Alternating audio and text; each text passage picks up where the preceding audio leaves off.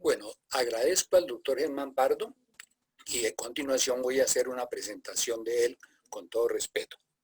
El doctor Germán Pardo, él es ingeniero civil de la Escuela Colombiana de Ingeniería Julio Garavito. Él es especialista en gerencia de proyectos. Es máster en túneles y obras subterráneas.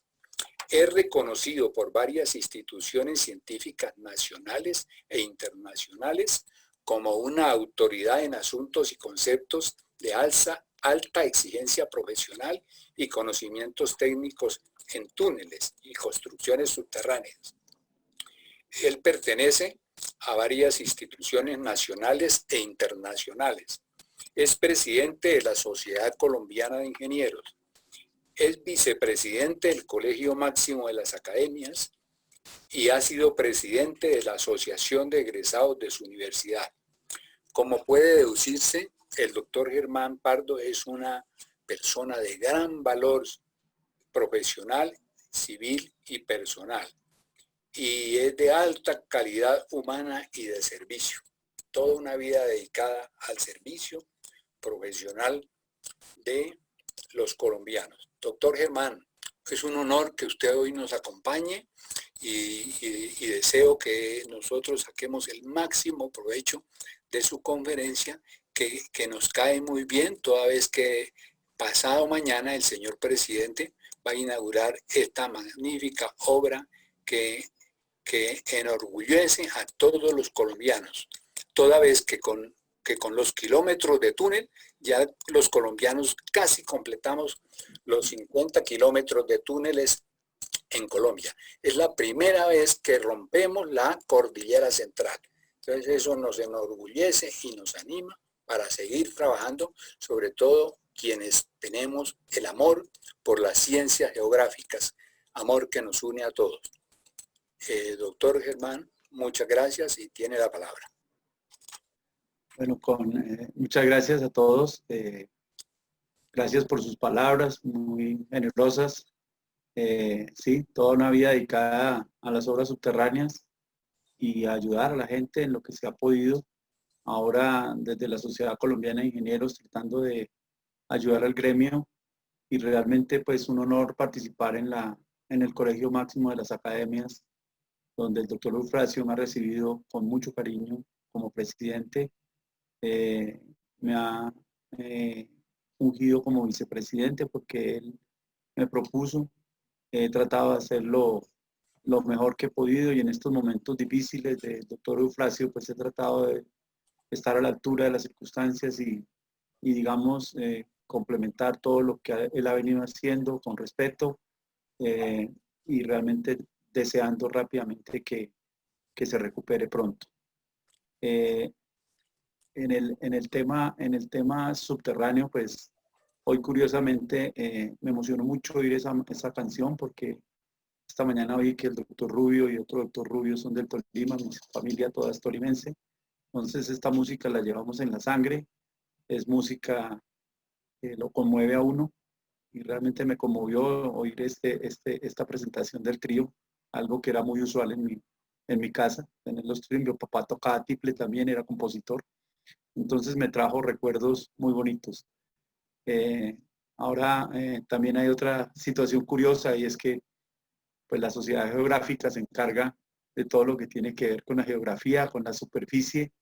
Y bueno, hoy me tocó adentrarme un poco en las entrañas de la cordillera central para tratar de hablar en un lenguaje, hoy voy a usar un lenguaje muy menos técnico para tratar de que sea agradable la charla, que todos podamos disfrutarla y que entendamos un poco toda la problemática del túnel desde una visión realmente independiente. Yo no tengo compromisos de hablar bien ni mal de nadie, sino es una visión independiente que la hago con mucho gusto, con mucho cariño para todos ustedes. Entonces, muchas gracias, doctor Bamón, doctor Rubio, y realmente en el fondo estoy pensando en la recuperación del doctor Eufrasio. Yo hubiera sido muy feliz de escucharme porque me lo venía insistiendo desde hace algún tiempo. Lo hago como un homenaje a él hoy y ojalá les guste la conferencia. Muchas gracias. La conferencia, la charla la he dividido en 6 aspectos progresivos. Trataré de darles una visión general, que ya pues el coronel hizo casi una introducción, un prólogo de la conferencia, unas reflexiones, unos antecedentes del túnel, las lecciones que realmente nos deja la construcción de este proyecto, cuáles son los aciertos y los aprendizajes y unas conclusiones. Espero que al final tengamos la oportunidad de, ya en una charla informal, poderles resolver algunas inquietudes que tengan y con mucho gusto pueden preguntar. Tal vez también faltó decir, yo fui presidente y fundador de la Asociación Colombiana de Túneles, que ya llevamos 25 años luchando, como son todas estas academias, casi con las uñas.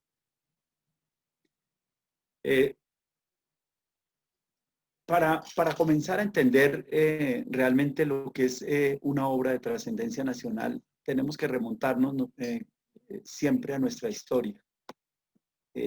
Dame un segundito que es que voy a quitar porque me está molestando ya. Tenemos que remontarnos a nuestra historia y realmente leyendo algo de historia desde el año 1821, con la primera constitución, ya comenzaban a plasmarse las primeras ideas detrás de los recorridos que quería tener o que los visionarios como Santander y como Bolívar y el Congreso de esa época comenzaban a mirar, ya comienzan a generar leyes y decretos, porque ellos, una vez se fueron los españoles, ellos consideraban que realmente lo que tenía que el país progresar rápidamente era en las carreteras. Entonces esas primeras leyes ya comienzan a ver cuál era la visión de los libertadores en cuanto al desarrollo del país. Y uno puede ver aquí en la ley del 31 de julio de 1823, y me voy a tomar el tiempo de leérsela porque me parece importante. Decía la ley que la facilidad de las comunicaciones interiores del país tiene una influencia suprema en la prosperidad y civilización de sus pueblos. Frases que parecen hechas en estos días. Las fuentes de la riqueza nacional, por varios y abundantes que sean en Colombia, nunca podrán nivelarse con las de otras naciones cultas, mientras carezca la República de las ventajas de un sistema de comunicaciones interiores que ellas disfrutan con más o menos extensión. En fin, que la cesación de estos males podrá lograrse en gran parte siempre que se fijen reglas claras y sencillas para la concesión de privilegios exclusivos en favor de los empresarios y la apertura y composición de caminos y canales, construcción de puentes, navegación de los ríos y sus ramales o brazos principales y demás proyectos de utilidad pública, así como también las reglas que deben guardarse para la construcción de las obras que emprendan a costa del Tesoro Nacional y para la decisión en las dudas que puedan ocurrir provenientes de la ejecución de dichos proyectos.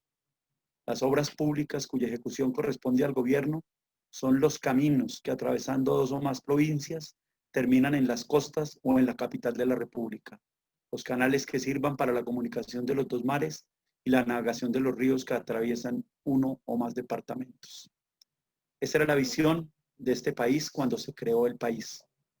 Y de ahí hacia adelante no hemos hecho sino trasegar por tratar de comunicar nuestras regiones.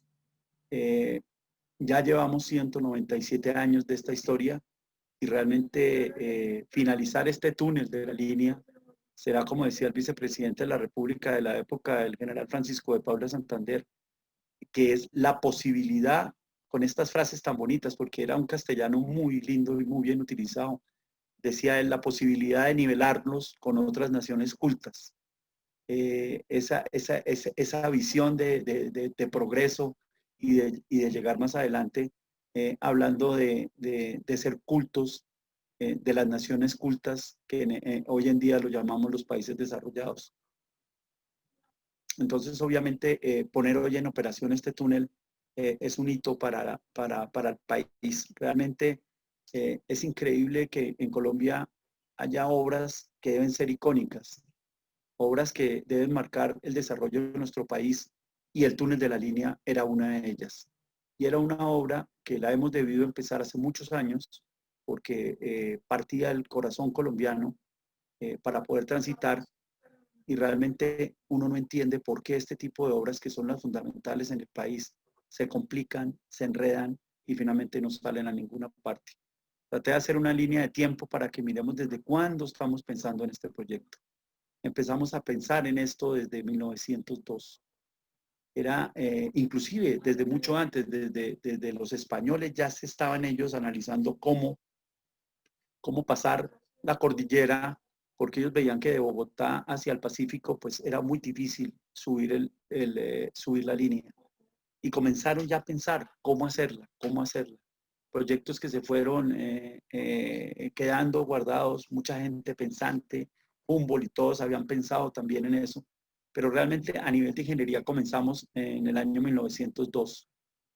En 1913 ya se comienzan a pensar en los primeros trazos del túnel. En 1913 se estaba pensando más en desarrollo de los ferrocarriles que en desarrollo de las vías. Eh, ya en 1922 se da la orden de iniciar un túnel férreo, que en 1926 una firma francesa toma los trabajos, pero ocurre la Gran Depresión del 1929 y suspenden los trabajos de excavación. Lograron hacer alrededor de unos 200, 300 metros con unos sistemas de excavación de túneles en esa cordillera dignos de admirar hoy en día. Estaban utilizando la misma metodología que en ese tiempo, a finales de 1890-95, estaban empezando a construir el túnel de San Gotardo, y los ingenieros franceses que vinieron a Colombia estaban utilizando la misma metodología, que inclusive si uno se pone a revisar, es muy parecida a la lógica que utilizamos ahora para la construcción de túneles. Ya en 1945 iniciamos a visualizar un túnel vial. Comienza el transporte colombiano a volverse mucho más denso.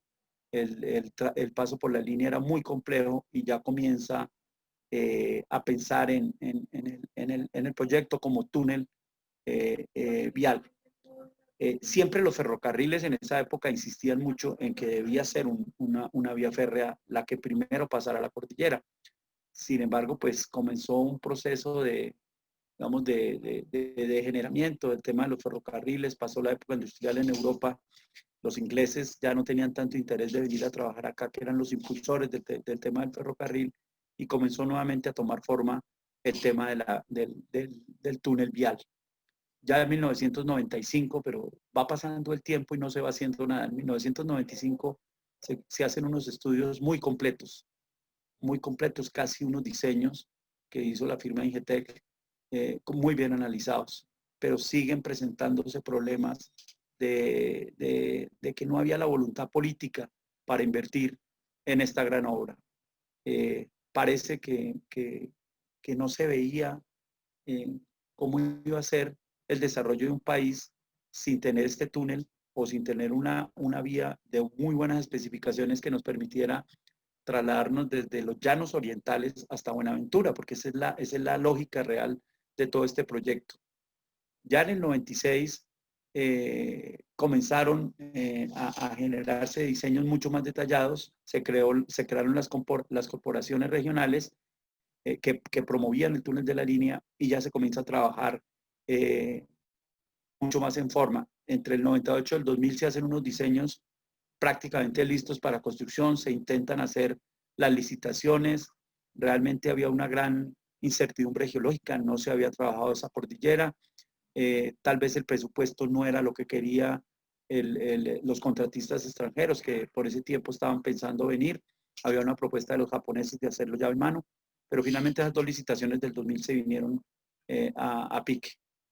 Luego, en unas decisiones en el año 2003, donde yo participé, se decía, si no somos capaces de sacar licitaciones porque no conocemos muy bien la geología, pues hagamos el túnel central que va a ser el de escape y conozcamos la geología, y si no somos capaces, pues realmente no se perdería mucho dinero. Y el gobierno nacional se embarcó a hacer el túnel piloto, que es un túnel de 5 metros, o sea, la mitad del otro de alto, pero sirve de galería, no se hubiera desperdiciado, o hubiera también servido para haberlo ensanchado y hacer el segundo túnel.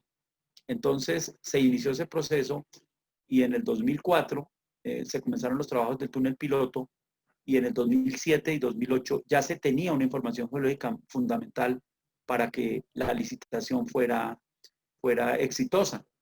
Se presentó esa licitación y se hizo, los asesores del gobierno de ese momento decían, como tenemos una geología muy conocida, pues lo que debemos hacer es, hagamos un contrato llave en mano, que el contratista, ya conociendo la geología, pues a precio fijo nos diga cuánto vale y lo hagan así. Y así se estructuró ese proyecto. Hubo mucha gente que estuvo en contra. Nosotros, los tuneleros, no nos gustó porque normalmente así se tenga una geología muy detallada, siempre hay un grado de incertidumbre y ustedes los geógrafos lo conocen muy bien. Y no nos gustó mucho, pero sin embargo así salió el proyecto y así se comenzó a trabajar. Eh, Se avanzó lentamente, se avanzó con muchos problemas.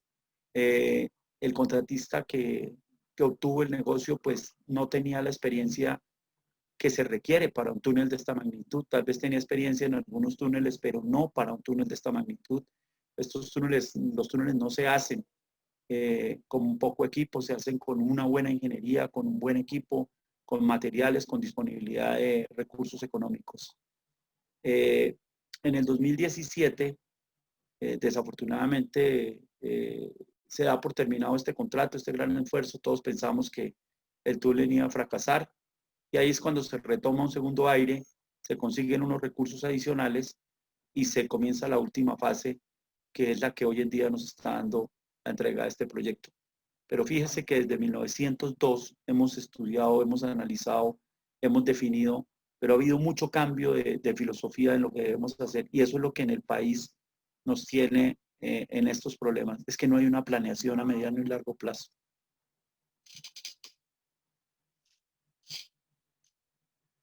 La planeación de los proyectos de ingeniería es lo que nos deja como ejemplo este proyecto. Nosotros hemos sido capaces de hacer túneles como el túnel de Oriente. Fuimos capaces en el año 78, 79, 80 de hacer 28.5 kilómetros de túneles hidráulicos en el proyecto Chingaza. Pudimos hacer puentes, pudimos hacer grandes hidroeléctricas y decíamos nosotros los ingenieros, pero ¿por qué no somos capaces de hacer un túnel que es fundamental para el país? Se mezclan unos temas políticos, temas de financiación, temas de desinterés. Al parecer, desarrollándose regiones como el eje cafetero, uno decía, pero ¿cómo es posible que no miren que la vía principal que va a conectar todas estas regiones se está quedando atrás? Fíjense ustedes que el Quindío, Risaralda, tienen un desarrollo importantísimo en sus vías internas, pero la vía de comunicación principal no la tienen. Y eso ha hecho que esos departamentos tengan problemas para generar un mejor desarrollo. Son departamentos que han tenido históricamente un desempleo alto. Y estos son los problemas que generamos cuando la ingeniería nacional no es capaz con el gobierno de sacar un tipo de proyectos como estos. Entonces aquí es donde vuelve y nace y vuelve y se hace evidente la reflexión de que nosotros no estamos planeando bien las obras. Y eso es lo que tenemos que acometer en estos años. El túnel de la línea, pues, tiene una gran dificultad. Ahí les muestro un mapa. Colombia es un país con sus 3 cordilleras, con una geología relativamente joven, con unas rocas que se comportan muy diferente a las rocas europeas o a las rocas americanas. Y por eso muchas veces tanto estudio extranjero a veces no funciona muy bien acá. La metodología que se utiliza normalmente para estos túneles viene desarrollada desde los austriacos y los animales, digamos, pulida en la Segunda Guerra Mundial, y ellos mantienen unos protocolos y una manera de hacer las cosas que realmente funcionan, pero nosotros tenemos unas rocas que tienen unas consideraciones totalmente diferentes. Y ese ha sido uno de los grandes problemas, esas dificultades de que la banca internacional crea que los ingenieros colombianos somos capaces. Muchas veces estos proyectos se están quedando cortos porque las entidades de préstamo multilaterales no creen en los diseños nuestros y entonces están pidiendo que haya validaciones extranjeras o contratistas extranjeros que muchas veces vienen y se encuentran con una realidad totalmente diferente. Eso ha pasado no solamente en la línea, sino en muchas obras. La línea tuvo, tal vez por ese temor, una participación de contratistas, de un contratista nacional, que vuelvo y repito, tal vez tenía experiencia en túneles cortos, pero no este tipo de túneles. Y ahí es donde se evidencian los problemas más graves. En túneles, la pobreza no va.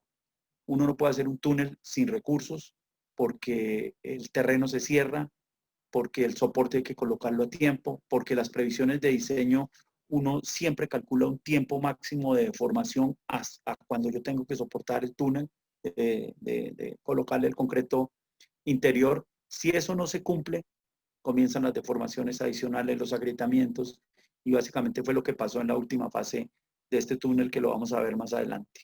Entonces, atravesar esta geología nuestra es difícil.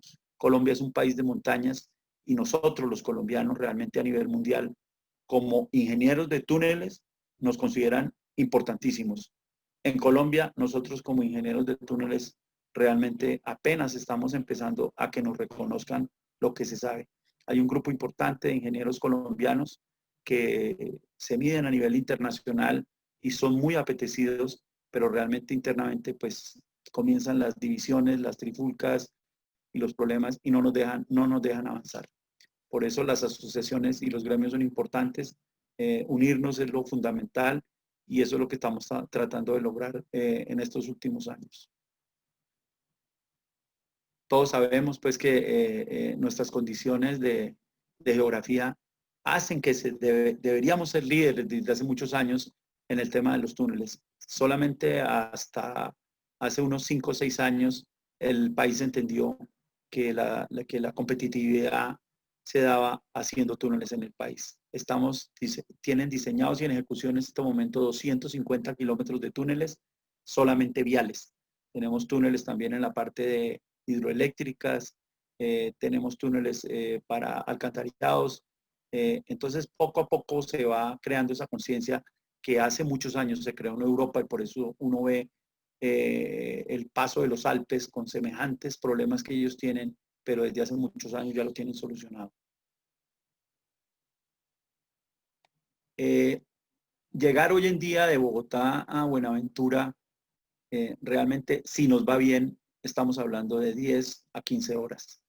Yo en una oportunidad saliendo de Ibagué, iba a ir a Armenia y me demoré 17 horas. Y eso es lo normal de lo que estaba pasando en esta carretera. Era interminable la cola de camiones, sobre todo que el 70% de la carga que va por esta carretera de Bogotá a Buenaventura o viceversa es carga pesada y eso es lo que genera el desarrollo pues, del país, porque es la vía que tiene un porcentaje superior al 70% de camiones transportando carga. El resto son automóviles y el resto está conformado por todo lo que tiene que ver con el turismo. En términos realmente económicos, por eso Colombia está en una desventaja grandísima. De Tokio a Buenaventura es mucho más barato que de Bogotá a Buenaventura. Y así no vamos a poder competir en lo que nos metimos hace algunos años que se llama la Alianza del Pacífico. Entonces, por eso es fundamental agilizar este tipo de proyectos. En el 2015 se creó el Plan de Desarrollo Vial, que es el que tiene una visión al 2035 y como les decía, pues incluye 250 kilómetros de túneles. Fíjense que uno mira en el país hoy en día y muchas de las carreteras pequeñas que tienen túneles están terminándose, pero cuando comenzamos a mirar las obras fundamentales, que es a las que tenemos que apuntarle, defender y sacar adelante, como era el túnel de la línea, que era de oriente a occidente de nuestra salida, o Ruta del Sol, que era de norte a sur, pues los dos proyectos icónicos están con problemas. Y entonces nada ganamos con tener todos los demás proyectos andando y terminándose bien si las vías arterias, como lo tiene el cuerpo humano, no están funcionando. Entonces, a eso es lo que nos tenemos que dedicar a nivel de planeación, a nivel de economía, a nivel jurídico, a nivel técnico, porque si no nos comprometemos con los proyectos de envergadura nacional, realmente el país va a quedar muy rezagado en el contexto latinoamericano y mundial, pues mucho más. El túnel de la línea, pues todos lo conocen, es el paso de Cajamarca a Calarcá. La altura del túnel de la línea, de la montaña es 3.260 metros sobre el nivel del mar. Eh, es muy difícil franquear esa cordillera y desde 1902 estamos pensando que no tiene ningún sentido pasarla a 3.260 metros. Y ahí es donde se desprende pues la construcción del túnel de la línea que para muchos es icónico el nombre del túnel de la línea, pero el proyecto completo tiene muchas más obras. Tiene casi 3 kilómetros, 200 metros de túneles cortos, hay una cantidad de túneles cortos para poder mantener una pendiente promedio baja de 5%, 4%, tiene 4 kilómetros de puentes, eso es una cantidad de puentes impresionante, y tiene más de 11, 12 kilómetros de doble calzada de obras a cielo abierto. Entonces, cuando se habla del túnel de la línea y se habla de los 2.8 billones, no solamente se está hablando del túnel como tal, sino se está hablando de toda una infraestructura completa. Reducirá en general, a veces las cifras de reducción de tiempos en ingeniería parecen pocas. Entonces, cuando uno le dicen que va a recortar el tránsito en 90 minutos, pues parece poco tiempo. Sin embargo, eso en desgaste de vehículos, en la movilidad, en costos de fletes, es mucho dinero, mucho, mucho dinero. Eh, un túnel de 10 kilómetros que puede estar costando ese túnel 1 billón 200, pues realmente cuando le dicen a uno que ahorrar 90 minutos, a veces las cifras como que no cuadran tan rápidamente. Pero ya haciendo todo el balance económico de la región y de la competitividad de todo el país, el incremento del PIB, pues ahí es donde se ven realmente las ventajas de este tipo de proyectos. No somos los únicos en el mundo, no es la primera vez que alguien piensa que un túnel es la solución, pero aquí todavía seguimos analizando temas que dicen que tal vez el otro túnel no es viable. Este es el túnel, así fue diseñado. Es un túnel que se diseñó unidireccional con 2 carriles y un carril ampliado, un carril ancho, para si la gente se vara, pues tenga donde aparcar. Tiene una pendiente del 10%, tiene una altura de gálibo de 4,90, 2 carriles de 3,65 más un carril de 1,50, totalmente pavimentado en concreto por norma europea. La norma europea indica que los túneles se deben, para control contra incendio, pavimentar en concreto. No se pueden pavimentar en asfalto por el tema de los humos si hay un incendio. Tiene una velocidad de diseño de 60 kilómetros por hora. Tiene 10 espacios para estacionamientos de emergencia, uno puede parquear los camiones, 60 espacios para seguridad contra incendios, donde la gente se puede proteger, y 60 salidas de emergencia que comunican 60 espacios de emergencia y 17 galerías de conexión con el túnel lateral para que la gente en cualquier incendio, cualquier accidente pueda evacuarse por esas puertas. Son galerías de 20, 30 metros de longitud, donde uno ya sale al otro túnel y queda sin riesgo de contaminación de los humos. Es un diseño típico de un túnel largo, un poco más ancho de lo normal, que también eso fue una crítica que se hizo durante el proceso de adjudicación, porque en algún momento en el pliego se pidió que quien diera un regalo de un ancho más se ganaba el proyecto. Eso en túneles no tiene ningún sentido. Pero bueno, así decidieron en ese momento. No teníamos, estábamos muy jóvenes para poder pelear contra la institucionalidad. Dejamos unas cartas y porque no nos parecía que gastar esa plata adicional no servía ni para seguridad y era un sobrecosto que realmente no tenía ninguna razón.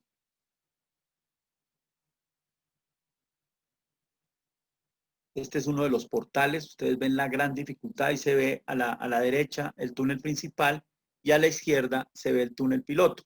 Ese túnel piloto ya estaba construido y adicionalmente sirvió para poder ir por los laterales, ir mejorando los rendimientos del túnel principal. Y a veces cuando uno tiene esta galería central y encuentra problemas en el frente de excavación del túnel principal, uno desde ahí puede hacer tratamientos, inyecciones, drenajes, atacar las zonas y puede uno realmente trabajar de mucho mejor manera. Es una comodidad que se le da, es minimizar el riesgo, además de la parte geológica, es minimizar el riesgo constructivo. Eh, ustedes pensarán, pero ¿por qué si todo estaba dado las cosas no funcionan? Y realmente nosotros pensamos lo mismo. estaban dadas todas las condiciones para que hiciéramos un proyecto ejemplar a nivel mundial. Pero las cosas no se dieron así. Las cosas no se dieron así porque entran otros ingredientes a funcionar en el tema de los proyectos a nivel nacional. 1.2 billones fue la licitación que abrió el Invías para este proyecto y quien ofertó por 630.000 millones de pesos. Ahí fue la primera alarma que debió prenderse en su momento. ¿Cómo es posible que después de 3 diseños que se tenían, después de 3 análisis de costos, de rendimientos y con cifras, sacan una licitación de 1.2 billones de pesos y alguien se presenta por 630.000 millones de pesos? Esa fue la primera alarma y ahí es donde uno a nivel contractual y a nivel de negocios cae muy bien el adagio popular que lo barato sale caro. Hoy en día ustedes han visto que tenemos una discusión sobre los regalos en los pliegos y estos son los ejemplos. Cuando la gente se quiere ganar un proyecto regalando cosas, pues realmente estamos llegando a estos extremos. Es que quien más regala tal vez no sea el más idóneo porque ni siquiera ha entendido lo que tiene que hacer. Entonces, este es el primer campanazo que nos dieron cuando se adjudicó este proyecto. Ya todo el mundo comenzó a pensar que las cosas no iban bien con este precio que habían propuesto de un túnel, con la dificultad. Los precios de los túneles a nivel mundial son muy parecidos, porque los procesos, los equipos, los concretos y realmente la mano de obra calificada hacen que el metro lineal de túnel para cada tipo de terreno sea muy, muy equilibrado a nivel mundial. Y eso lo comprobamos nosotros cuando estamos haciendo análisis para otros proyectos. Personalmente me ha tocado hacer análisis para proyectos en Centroamérica y en Sudamérica y realmente los costos del metro lineal de túnel son muy similares. Entonces encuentra uno esto y ya se sabía que algo iba a funcionar más. Es una foto de la entrada al portal, en una visita que hice por allá en el 2017. Iban avanzando las obras lentamente, empezaban a visualizarse los problemas y por eso fui yo a hacer una visita porque ya comenzaban a visualizarse los primeros problemas graves. Le repito que el tema de hacer los túneles llave en mano a nivel mundial no es aprobado. Es una modalidad de contrato que al tener tanta incertidumbre en la parte de geología y en la parte constructiva y en la parte ambiental, realmente no es la mejor manera de contratar un proyecto de túneles. Los proyectos de túneles se deben hacer pagando por precios unitarios, sacando unas cantidades y compartiendo los riesgos el Estado con el contratista. Tratar de que un contratista suma todos los riesgos, lo primero que nos va a pasar es que todo el riesgo se lo trasladan al valor del contrato y finalmente el Estado no termina evadiéndose de pagar los riesgos, porque siempre habrá algo que se puede demostrar que no estaba previsto y finalmente termina pagándolo. Y eso pasó en este proyecto. Por más que los abogados, porque había un pool de abogados muy grande, trataron digamos, de acotar todos los riesgos y trataron de que no hubiera pérdida de ninguna manera para el gobierno, lo que finalmente se ve es que sí, realmente, por más que hicieron eso, finalmente sí hubo que pagar todo lo que parecía estar resuelto al tener el túnel de la línea. ¿Y qué pasó durante el proceso? Que se vieron abocados a comenzar a pagar con una modalidad de precio unitario algunas zonas que tuvieron discusiones fuertes, que no fueron debidamente solucionadas en su momento y comenzaron a pagar por precios unitarios. Cuando yo comienzo a pagar por precios unitarios un proyecto que está a precio global, pues desvirtué totalmente la filosofía. ¿Y qué pasó? Que lo que era poco en fallas, pues se volvió el 30% del túnel. Entonces todo el mundo miraba el túnel como si fuera una sola falla, porque si yo tenía un contrato llave en mano y me comenzaron a pagar por precios unitarios, pues yo tenía que comenzar a insistir de que todo era una falla que no estaba prevista. Y así se fueron agrandando las discusiones durante 2 o 3 años, hasta que finalmente, al no pagar algunas cosas, el contratista comenzó a quejarse de que estaba sin recursos y comenzó esa bola de no tengo dinero, no tengo cómo avanzar, avanzo, no tengo cómo soportar y el túnel se va cerrando y se va desbaratando.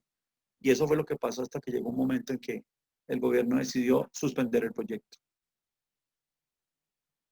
Para que se hagan una idea, este perfil fue hecho en 1985, sin tanta información, con unas proyecciones geológicas normales, y este fue más o menos las previsiones que se tenían en ese momento para sacar una licitación. Y estos son los tres escenarios que nos mostró la construcción. El túnel, el dibujo superior es la geología que se pensaba en el año 85 que iba a salir. El intermedio es la geología que nos representó el túnel piloto. Eso fue el mapa que salió del túnel piloto. Y la parte inferior es la geología real del túnel grande. Está a menos de 40 metros de distancia un túnel del otro, y ahí es donde se ve para nosotros los ingenieros lo difícil que es construir túneles. Fíjese los cambios tan importantes que hay entre el túnel piloto y el túnel real. Traté de ponerlo en colores para que entendamos cómo van cambiando las estructuras en lo que se tenía previsto en un túnel piloto. Entonces, eso vuelve y nos hace pensar que tratar de ser avivato, haciendo contratos llave en mano para minimizar los riesgos en el tema de las obras subterráneas, pues no tiene sentido, y eso ha sido comprobado a nivel mundial. O sea, eso no es. Y eso también se le dijo en su momento al gobierno. Espero que todas estas lecciones nos van a servir hacia adelante. Muchos de ustedes han oído el tema de la falla de la Soledad. La falla de la Soledad es una zona donde los esfuerzos y las deformaciones son altísimas. Es una zona donde no se puede avanzar a más de 50 centímetros, 60 centímetros diarios. Se va avanzando muy lentamente, se va soportando, se va drenando, se van lanzando los concretos, pero es un trabajo casi de relojero. Si yo excavo más de lo que me toca, el túnel se me deforma el doble de lo que yo estaba esperando. Y si me demoro en colocar el soporte, se me deforma mucho, mucho más. Y controlar las deformaciones después de que yo dejo mover el túnel es muy difícil, muy costoso. Se puede hacer, pero es muy costoso, es muy difícil, y realmente hay que multiplicar por 2 casi todas las longitudes de los anclajes que ustedes ven alrededor. Esos anclajes eran de 5 metros, y en las reparaciones finales casi que llegaron a anclajes de 20 metros. Entonces, ustedes se imaginarán el sobrecosto tan grande que es tener que reparar un túnel, no porque el terreno no fuera capaz de sostenerlo, sino porque nosotros no fuimos capaces de sostener el proyecto del túnel oportunamente. Y esas consideraciones es lo que hoy en día, cuando hablan de sobrecostos, desafortunadamente la plata que se le invirtió al túnel, adicionalmente, es una plata que se hubiera podido ahorrar y que realmente se hizo necesaria porque dejamos de formar el túnel de una manera que no es debida. Y cuando se deja de formar el túnel hay que hacer una serie de tratamientos que son supremamente costosos. En la visita mía en el 2017, ustedes ya se imaginarán lo que uno se sorprende cuando ve eso. Eso no es que el túnel lo hicieron así. Esa raya roja a la derecha es lo que el túnel durante 3 meses se logró deformar. Ahí yo mido 1,80 de ancho, ya se había cerrado más o menos 1,80. En el otro lado, estoy también ahí parado, ya se estaba cerrando más o menos 80 centímetros. Ahí que lo que pasa, que no solamente es soportar para que no se cierre, sino que hay que volver a excavar para volver a recuperar la sección original donde están las flechas. Eso es costosísimo, eso es demoradísimo, y eso tiene un impacto grandísimo en la construcción del túnel. Cuando también se comienza a cerrar el túnel, se comienza a levantar el piso, porque los esfuerzos son en todo alrededor del proyecto. Mire los arcos metálicos, unos arcos que tienen 29 kilos por metro lineal de peso, que son los arcos más pesados que uno consigue en el mundo, se los lleva como si lo jalara un elefante. Entonces, esas deformaciones pues son las que después nos costaron dinero y tiempo para poder inaugurar el túnel de la línea. Estas fallas tienen más o menos una longitud total de unos 2,5 kilómetros, 3 kilómetros. Entonces, se imaginarán ustedes uno reparando este tipo de problemas cuando sale uno al otro lado. Y todo esto se da por el descuido de no colocar el soporte a tiempo. Ahí se ve, por ejemplo, un error gravísimo, y es que las patas de de los arcos no están lo suficiente bien apoyadas en el terreno. Entonces, como no están apoyadas, pues el terreno empuja y ellas se van cerrando muy fácil. Porque para las magnitudes de deformaciones que uno tiene y de esfuerzos que uno tiene en este tipo de proyectos con coberturas que están por encima de los 800 metros, que era la cobertura de este túnel, pues realmente por más acero que uno le ponga, eso no tiene ninguna incidencia si no trabaja integralmente. Uno lo que busca siempre en un túnel es conformar un círculo perfecto y la sección transversal en herradura pues es la que más se acomoda y la más equilibrada entre construcción y redistribución de esfuerzos. Pero si uno no lo hace bien, pasa esto. Y eso es costosísimo de reparar. Miren acá lo que yo les decía. En la parte izquierda, hasta ahí llegó la deformación del túnel. Con todo, y ustedes ven que tenía algunos soportes, algunos pernos, algunas cosas, pero puestos a destiempo o mal puestos. Hubo necesidad de demoler todo ese trabajo que ya se había hecho entre las dos líneas azules y volver a dejar el túnel como lo vemos en la parte derecha, volver a ensanchar el túnel. Entonces ya se imaginan ustedes la cantidad de dinero que se pierde ahí, la cantidad de tiempo que se pierde, el daño que se le causó ahí al terreno y realmente es volver prácticamente a hacer un túnel. Entonces, esos son los sobrecostos de la obra, eso es lo que se ve hoy en las cifras que están mostrando y cuando nos ponemos nosotros como ingenieros a mirar, dice uno, ¿y esa plata deberíamos haberla gastado? No, realmente no. Si hubiéramos hecho esto desde el principio bien hecho, pues no hubiéramos tenido que invertir tanto dinero para recuperar un túnel. Fíjese todo lo que hubo que hacer después para poder mantener estable un túnel que ahora sí tenía unas deformaciones a mayor longitud del eje del túnel, mucho más complejas y más difíciles de manejar. Esta es una gráfica que uno la muestra en cualquier congreso mundial y dicen, no podemos entender cómo en Colombia se presentan deformaciones. En la parte izquierda dice deformación en milímetros, ahí están los 1000 milímetros. Eso no es normal en ningún túnel, porque lo usual es que uno, en la medida en que avance, controle la deformación y la debe uno controlar por ahí en la línea, en la mitad de lo que está ahí. Dejamos de formar el túnel hasta valores de 1 metro, 1,50, 1,80, que eso no es usual en ninguna parte del mundo. Después de construido el túnel, después de soportado, ustedes ven hay arcos, ven cosas, ven cualquier cantidad de refuerzo, se presentaban derrumbes. ¿Por qué? Porque estaban mal aplicado el soporte. Yo puedo colocar el mismo soporte de diseño, pero si lo coloco tarde, ese mismo espesor ya no me sirve. Si yo me paso en el tiempo de colocar el concreto lanzado o los arcos, tengo que casi que colocar el doble. ¿Y qué pasa cuando uno comienza a colocar mucho más soporte del que estaba requerido? Que me invade la zona donde después va el revestimiento definitivo. Entonces, todo esto tiene una lógica en los túneles y por eso es que hay que volver a recuperar la sección y eso es lo costoso. En otra zona, ahí se ven las deformaciones de los arcos. Estas fallas, la gente habla de las fallas no son buenas ni malas, las fallas están ahí y uno es el que tiene que saber cómo atacarlas. Hay túneles mucho más complejos que este, en donde se han atravesado, bien organizados, bien planeados y bien hechos. De hecho, hoy en día en Colombia se están construyendo túneles como los túneles de Bucaramanga-Yondó, que tienen una geología muy parecida y muy difícil, pero lo hacen bien, lo hacen con recursos y realmente se está avanzando de una manera adecuada. Los túneles de Chingaza, que fueron 28 kilómetros hechos en el año 72, cuando la tecnología era mucho más precaria, ahí están hechos, ahí están terminados, con dificultades, pero se terminaron. Esta es la sección del túnel piloto, era un túnel más pequeño, no lo iban a revestir, luego decidieron revestirlo y así se ve prácticamente hoy en día. Ahora ya le tienen iluminación y le tienen las conexiones del túnel hacia el túnel principal. Entonces, cuando haya un incendio o un accidente, la gente va a tener que salir por este túnel queda con el piso en concreto y la idea de las dimensiones de este túnel es que quepan las ambulancias. Entonces, es un túnel que tiene más o menos 4,50 de ancho y 4 metros de altura. Caben las ambulancias perfectamente para evacuar heridos.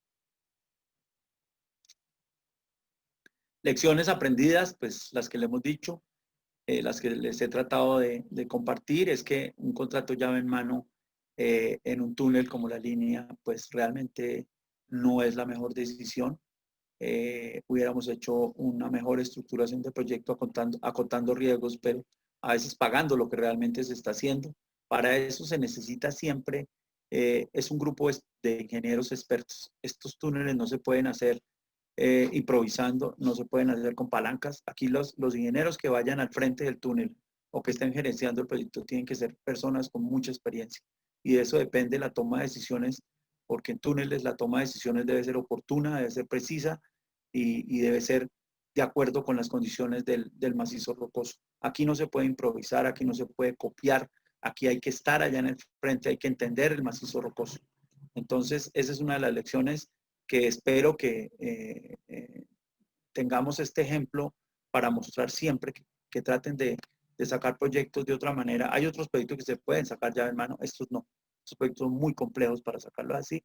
Y estos son los ejemplos. Y no solamente tenemos ejemplos en Colombia, tenemos ejemplos en Perú, tenemos ejemplos en Chile, tenemos ejemplos en Ecuador de túneles tratados de hacer con contratos llave en mano, que a veces uno no sabe si lo hacen a propósito, como decía Santander, con esa siniestra inteligencia.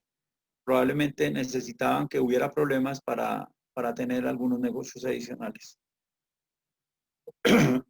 Este túnel también nos deja una lección y es que es un ejemplo de la complejidad de los procesos de contratación. Ustedes han oído que el túnel no solamente es este túnel, sino ese túnel tiene anexo una cantidad de proyectos importantísimos, que son 4 kilómetros de puentes, no es algo pequeño. Tenemos otros túneles cortos, tenemos unas dobles calzadas. Entonces, debemos repensar si haber empaquetado toda la obra a un solo contratista con un solo riesgo fue lo mejor. Creo que ese contratista demostró algo de túneles, pero también tiene unas grandes falencias en construcción de puentes. Los constructores de puentes son grupos especializados que saben hacer esas obras y el riesgo de no hacer bien un puente, pues ya vimos en Chirajara lo que pasa. Siempre debemos dejar muy claras las bases para definir los grupos de trabajo. Debe siempre ser con personal experimentado. En estos proyectos subterráneos no se puede, vuelvo y repito, improvisar. Son temas muy difíciles. Ahí tenemos un ejemplo que es Hidroituango. Cualquier improvisación de gente que no tenga el poder de decisión y que no sea técnico causa un daño grandísimo a los proyectos. Realmente ahí es donde nosotros nos tenemos que agrupar, enconchar, defender las decisiones nuestras. No podemos permitir que decisiones políticas o otro tipo de intereses atenten contra la sana lógica de la ingeniería, porque eso es lo que nos está pasando a veces. Nos echan la culpa, somos las víctimas, pero realmente las decisiones no las estamos tomando nosotros. Colombia, pues obviamente es un país donde la geología es joven, la geología es cambiante, tenemos mucha estructura, tenemos muchos volcamientos, muchas fallas, entonces debemos seguir insistiendo en los estudios, en unos estudios completos para todo el tema geotécnico, porque el Banco Mundial tiene unos gráficos donde dice que con un 7-8% de inversión en diseños y en exploración se garantiza un proyecto que tenga una terminación acertada. En Colombia, en muchos proyectos, ni siquiera estamos llegando al 1% de investigación. Eso nos tiene realmente en este bache de la ingeniería.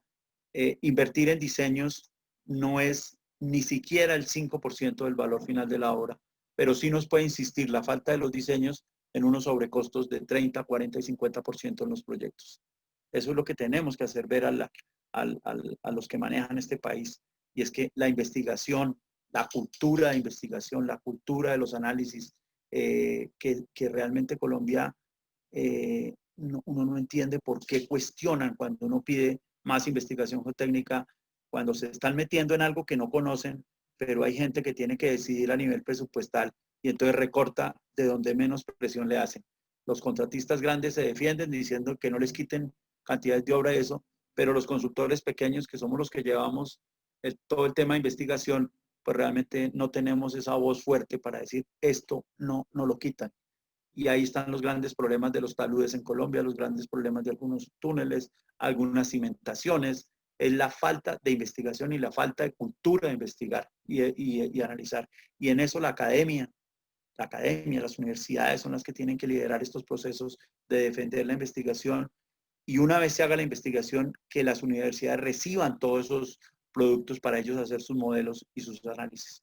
En eso estamos trabajando estos 2 últimos años, en que toda esta información que tenemos de todos estos proyectos no se pierda en los anaqueles y en los estantes, sino que se vaya para las universidades para que los grupos de muchachos sigan estudiando, sigan trabajando y sigan analizando los comportamientos. También hay que reconocer pues, que este proyecto pues, nos deja lecciones positivas, no todo es malo en estos proyectos. Conocemos muy bien ahora sí la cordillera central, le vamos a perder el miedo a muchas cosas a nivel de ingeniería. Hemos hecho calibración de muchos modelos geológicos para Colombia con este proyecto. Hemos analizado lo que tiene que ver con el comportamiento de algunas estructuras, de algunos macizos rocosos que no conocíamos muy bien. Hemos definido, por ejemplo, que los túneles deben ser revestidos en concreto neumático, en concreto convencional, porque eso le da una vida útil de 100 años. El concreto neumático es un buen soporte para avanzar, rápidamente avanza, pero es un concreto que no tiene una calidad y una durabilidad que nos garanticen estos macizos mucho tiempo. Entonces, hoy en día, al ver este tipo de proyectos ya revestidos con concreto convencional, muy bonito, muy bien hecho, muchos otros proyectos inclusive están tomando la decisión de revestir los túneles en concreto. Ya Bogotá y ya Vicencio definieron que se deben revestir los túneles en concreto. Estos revestimientos tienen otra gran ventaja y es que al no ser rugosos generan una mejor eficiencia energética. El ahorro energético en ventilación en el túnel de la línea por tener una superficie de fricción mucho menor es altísimo. Y si lo ponemos a 50 años, a 30 años, pues realmente las cifras son bastante grandes para quien opera, que en este caso va a ser el Invías, y eso le da un ahorro bastante grande al país. El hecho de no tener que hacer intervenciones de mantenimiento por degradación del concreto, cosa que en Colombia pues realmente no se tiene una regulación muy estricta. En Europa, una parada de un túnel le cuesta al contratista miles de dólares al día. En Colombia usted ve los túneles cerrados, que ventilación, que le estamos haciendo mantenimiento y ponen unos conos, un letrero y ya. En Europa eso es sancionado de una manera muy estricta. Entonces la gente tiene que hacer el túnel muy bien hecho para que no tengan estos problemas de mantenimiento en el tiempo. Es increíble ver túneles recién inaugurados ya con camiones y con conos y con desvíos y con vías cerradas, etcétera, que eso no tiene ninguna presentación. Este túnel realmente nos va a dejar una gran satisfacción, es que se logró con una reciente licitación de electromecánicos, pues que quedáramos con una tecnología de punta. En todo lo que tiene que ver con seguridad, algo que se maneja en túneles es la seguridad, es fundamental el tema de la seguridad en los túneles y este túnel realmente nos va a dejar esa gran enseñanza para los muchachos que vienen y puedan mirar, calibrar, analizar el comportamiento de las nuevas tecnologías en proyectos subterráneos. Eso va a ser una gran ventaja, nos va a poner en un nivel más alto, los nuevos túneles van a tener un referente para compararse y realmente pues todo el mundo va a decir es mejor o peor que el túnel de la línea en iluminación y yo creo que ya nadie se va a dejar que lo cataloguen como un túnel de baja luminosidad, de baja referencia, que no sea bonito, etcétera. Eso nos da unos buenos referentes y realmente la tecnología de punta en el tema electromecánico sí es evidente. Tenemos el beneficio pues que todos los geotecnistas y los geólogos del país tienen 10 kilómetros de material para analizar, tienen 10 kilómetros de material para mirar el comportamiento, podemos hacer una serie de simulaciones. A nivel de ingeniería se ganó mucho. Realmente nos sentimos satisfechos porque a nivel de ingeniería dimos ejemplo. La ingeniería de este proyecto, con todos sus tropiezos y todos sus problemas, fue totalmente colombiana. Entonces nos va a dejar unas grandes enseñanzas. Ahora estamos empeñados en transmitir ese conocimiento, ya en la parte específica del tema de geología y geotecnia. Esta es la foto pues que se muestra siempre porque realmente cuando uno la muestra la gente no ha entendido si es que lo hicieron así o es que se volvió así. Y para explicar uno, para tener tiempito para explicar las cosas, pues esta foto es muy diciente de lo que realmente está pasando con la geotecnia en Colombia. Nosotros tenemos una gran experiencia desde los 80 con muchos túneles, con muchos problemas y habíamos ido ajustándolos. Realmente habíamos ido ajustando todos nuestros procedimientos de túneles, pero aparecen proyectos como ese que dice uno, es como si se hubieran perdido todos esos años de experiencia y volvemos a empezar. Y a veces a las generaciones que están pasando les parece que este fue el primer ensayo de túneles con deformaciones. No, a ellos tenemos que mostrarles que esa historia ya la estamos repitiendo y que esperemos no se vuelva a repetir. El mayor aprendizaje es los proyectos estructurales de este país tienen que tener un gerenciamiento técnico independiente, responsable, y no puede haber injerencias de otros aspectos. Eso es algo que el gobierno nacional ha aprendido, eso es algo que nosotros insistimos, ese es algo que le diré el viernes al señor presidente allá en la inauguración. Ese es uno de los ejemplos que nos deja esto, es que esa senda de la gerencia de proyectos tiene que seguir. El tema de la planeación en Colombia tiene que ser fortalecido porque eso nos va a garantizar nuestro futuro. El tema de la especialidad. Los ingenieros en este tipo de proyectos y en cualquier proyecto tienen que tener especialidad. Tienen que ser personas que sepan de lo que están haciendo y eso nos va a favorecer bastante. Están pidiendo unos requisitos, alguien que se los inventa con temas que no tienen nada que ver con el proyecto que estamos avanzando. Eso es otro gran, digamos, por lo menos para nosotros los ingenieros, es una gran lección que le estamos mostrando a las entidades que cuando exijan profesionales los exijan con la expertise que requiere el proyecto. Y eso está de la gerencia a los profesionales, porque desarrollar esta obra es el pensamiento de muchas personas tratando de acertar y para eso vale mucho la experiencia. Algo también que nos hace falta en Colombia y que ojalá esta pandemia nos ayude es el tema del ánimo de colaboración. Es que uno llega a esos proyectos y la mitad están peleando contra la mitad, no todos piensan en sacarlos adelante, entonces hay que crear esa conciencia de colaboración de todas las personas que participan en los proyectos, sobre todo en los proyectos de obras públicas.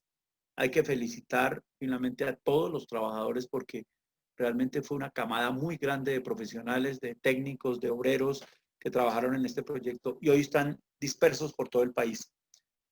Ese aprendizaje de este túnel está haciendo que todas las personas que están en otros proyectos no cometan los mismos errores. Y ya se ha notado, ya comienzan a exigir, ya comienzan a hacerse respetar, ya comienzan a proponer cosas muy importantes y dicen, eso los tuvimos que corregir en el túnel de la línea. Ese referente es fundamental a nivel de ingeniería. El túnel fue revestido en su totalidad, eso fue un gran avance porque hubo discusiones sobre eso fuertes discusiones que si no hubiéramos ganado quienes defendíamos esta posibilidad, pues en algunos meses estuviéramos con problemas de mantenimiento del túnel. Sistemas electromecánicos de alta tecnología, ya los que pasemos la próxima semana y aquí hacia adelante, pues veremos las bondades de una tecnología moderna. Se logró que todos los demás túneles cortos o túneles de ladera también se revistieran en concreto convencional. Se logró también que se actualizara la norma para el diseño y construcción de los puentes, de los 4 kilómetros de puentes. Entonces quedaron con la última norma, que es la CSP14, que eso nos garantiza una vida útil bastante grande, porque las obras públicas son sagradas y tienen que durar, tienen que ser icónicas. Entonces, esto también nos ayudó a que esas obras complementarias pues tengan esa connotación de durabilidad. Tenemos también una alta eficiencia energética. Ustedes no se imaginan el consumo de energía de los ventiladores y de la iluminación del túnel cuando uno lo pone a 20, 30, 40 años. Es un costo bastante grande. Entonces, con estas definiciones que se hicieron en el último año, se mejoró mucho eso. Y la eficiencia energética se volvió factor fundamental. Y eso para otros proyectos ya el gobierno nacional lo tiene como una medida para la metodología de evaluación de los proyectos de inversión, es la eficiencia energética. La ventilación longitudinal, aplicando unas nuevas tecnologías, también ha sido icónico en el mundo. No crean, la definición de la ventilación longitudinal no fue fácil. Hay normas europeas que no están de acuerdo con esta ventilación longitudinal, pero aquí se hizo un estudio de riesgos, se hicieron unos análisis complementarios y realmente se definió que sí era posible. Ese va a ser un ejemplo también a nivel mundial, porque ellos van a comenzar a analizar lo que estaba pasando en este túnel para comenzar a modificar el eurocódigo. Entonces es algo que nosotros los tuneleros pues decimos, bueno, estas son las cosas de mostrar a nivel internacional y creo que la gente por eso poco a poco nos va a comenzar a respetar un poco más. Como siempre lo decimos nosotros, pues las peleas en la casa que queden en la casa, y esto cuando uno lo muestra a nivel internacional hay que exaltar en la grandeza de lo que se está haciendo a nivel de ingeniería. Este es uno de los portales, pues para que ustedes vean que es que ese proyecto no es que sea tan fácil. Este es un portal de uno de los túneles y todo lo que están alrededor son anclajes de 100 toneladas cada uno con sus soportes. Entonces, fíjense que tampoco es que sea tan fácil trabajar a pesar de que los túneles sean cortos. Recomendaciones generales, pues nuevamente insistir en la planeación de la ejecución de las obras de ingeniería, particularmente en las obras públicas, la participación de personajes, profesionales expertos con amplia experiencia. Esto se da no solamente para las obras subterráneas, para todas las obras, para plantas de tratamiento, para vías, para todas las obras. En este caso, pues estamos hablando del túnel y debe ser así. Lo mismo para refinerías, para todos los temas de la ingeniería. Debe garantizarse que la gente sea especializada. Se debe seguir pensando en que el gran esfuerzo fiscal que hace un país y que hacemos todos los ciudadanos al pagar nuestros impuestos, pues se vea traducido en obras públicas con los mayores factores de seguridad, con vidas útiles cercanas a los 100 años y defendiendo ahora siempre todos los planes y todos los sistemas que estén basados en eficiencia energética, porque eso nos dará la sostenibilidad de los proyectos. Y pues lo que siempre propendemos nosotros, el tema de la ética, la buena práctica de la ingeniería, las oportunas decisiones que garanticen el cumplimiento de los objetivos. ¿Qué nos falta en ese proyecto? Que porque no todo está terminado, hay que terminar la doble calzada Calarcá-Cajamarca, que es un tramo de unos 12 kilómetros más. Hay otros 20 túneles corticos que también se están terminando. Tenemos que terminar la doble calzada Buga-Buenaventura porque esa vía es la parte final de todo el tramo que llamamos Ruta 40, que realmente es la conexión desde Villavicencio hasta Buenaventura, porque la autopista tiene que quedar completa buscando el desarrollo, es tratar de comunicar la Orinoquía con el Pacífico. Y esa fue la visión de Colombia hace unos años, a eso nos volcamos, a tratar de sacar nuestros productos por el Pacífico. Y esa es la ventaja que tenemos, entonces hay que terminar esa doble calzada. Hay que terminar la doble calzada Bogotá-Villavicencio, o sea que yo lo que he tratado de decir es que sí, es importante terminar el túnel, pero es que tenemos que pensar en el país. El país es mucho más que el túnel de la línea y la conectividad oriente-occidente es todo el proyecto y tenemos que estar vigilantes y tratar de que todas las obras se completen en los próximos 2, 3 años, porque ese realmente es el sueño. Y el sueño es realmente poder hacer Villavicencio o Buenaventura en 10 horas sin estar con trancones, sin estar con las paradas, sin estar con todo lo que sufrimos 1 o 2 generaciones, porque es que a veces se nos olvida que hoy inauguramos y hubo una generación que sufrió. Hubo una zona cafetera y un Tolima y un valle que durante 15 años de atraso no se beneficiaron con todo lo que prevíamos que iba a subir el PIB de las regiones, con todos los beneficios que tenían ellos. Hoy habla la gente de los sobrecostos de la obra en los sobrecostos materiales, pero realmente si nos ponemos a analizar cuánto dejó de percibir la gente de las regiones en los beneficios que se plantearon cuando se estructuró el proyecto, pues realmente no estamos hablando de billones, sino millones de billones que dejamos en atrasos por no haber tenido oportunamente esta obra. Esta obra pues tiene un atraso ahora de 15 años, pero tiene un atraso histórico para el país, porque esta obra debió estar terminada en años por allá de los 60, a máximo los 70, ha debido haber terminado un túnel en este sector. Era el corazón del desarrollo del país. Y bueno, ya lo tenemos. Estamos tratando de garantizar la conexión Orinoco-Pacífico. Ahora vienen todos los planes férreos de comprobación. El segundo túnel de la línea va a ser fundamental. Ya conocemos todo. Espero que sea muy barato y muy rápido. Ya hay unas propuestas de APP. Entonces, pues con esto creo que la conexión nos va a quedar completa. Eso va a desarrollar turismo, eso va a desarrollar industria, eso va a desarrollar el agro, eso va a desarrollar absolutamente una cantidad de sectores de la economía colombiana y más cuando comenzamos este reto de reactivar la economía en los próximos meses, que es un reto grande para todos. Frase que le digo yo a mis muchachos siempre, que se la estoy diciendo hace mucho tiempo. Y bueno, eso era todo lo que les quería contar del túnel de la línea, de una manera, pues, traté de no ser técnico para no aburrirlos. Y eso era todo lo que les tenía para contar hoy. Muchas gracias por su tiempo, muchas gracias por la atención y espero haber colmado las expectativas. Muchas gracias a todos.